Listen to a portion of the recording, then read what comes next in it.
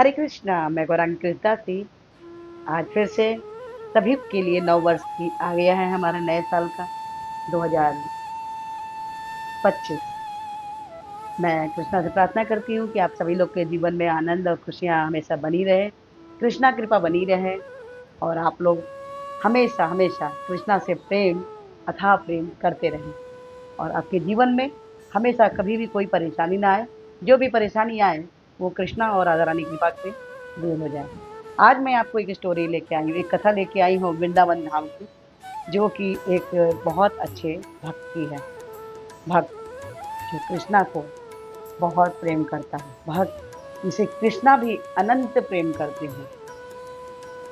आज की कथा जो है वृंदावन धाम में एक भक्त की है। नाम था उनका नाम था भोला।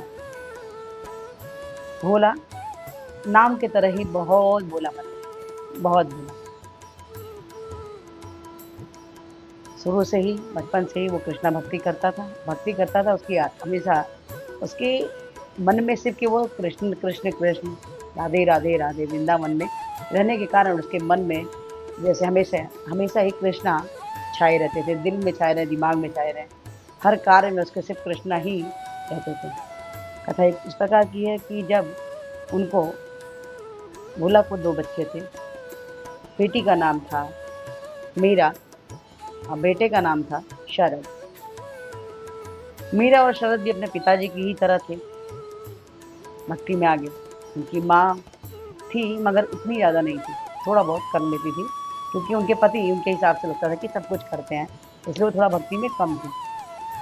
भोला नित्य ही उठते थे अपना स्नान ध्यान करना और बाकी बिहारी के दर्शन करने चले जाते थे। वहां जाके जो भी उनको सेवा मिलती थी पूछते थे कि मेरे लिए आज कोई सेवा है तो बताइए, मेरे लिए कोई सेवा है तो बताइए।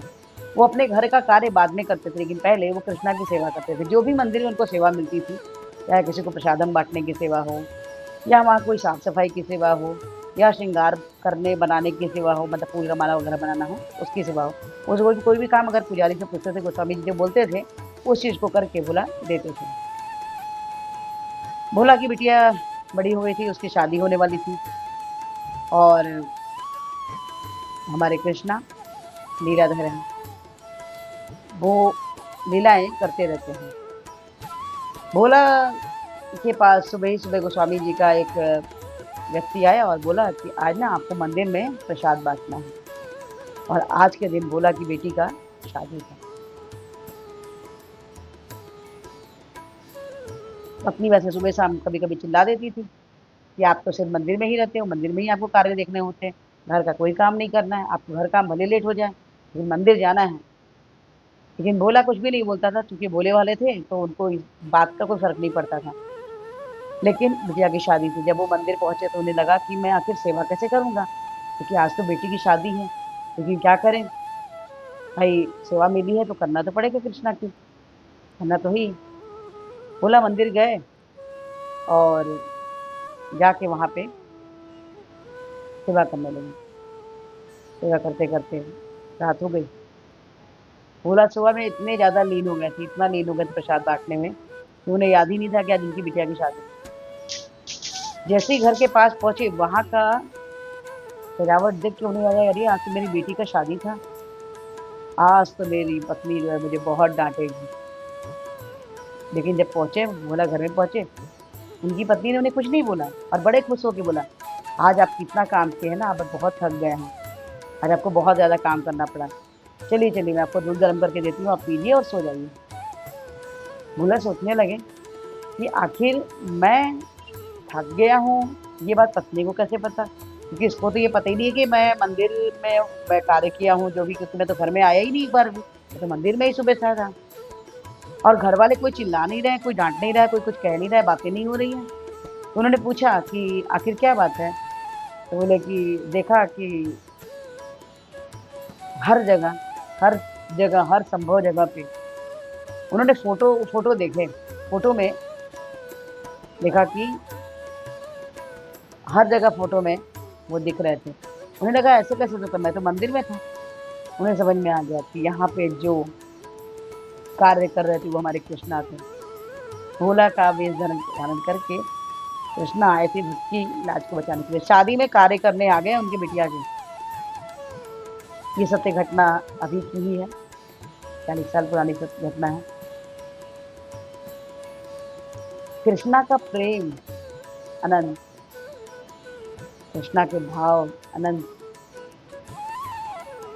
हमें हर क्षण, जैसा कि मैं पहले भी कह चुकी हूँ, हर क्षण चिंतन, हमेशा हमेशा आप कुछ भी कार्य कीजिए, चिंतन हमेशा कृष्ण का कीजिए। जब हम हर क्षण कृष्ण को याद करते हैं तो ये मान के चलिए कि कृष्ण भी हर क्षण हमको याद करते हैं। हम इतने अधम, इतने पापी हैं, लेकिन फिर भी अगर हम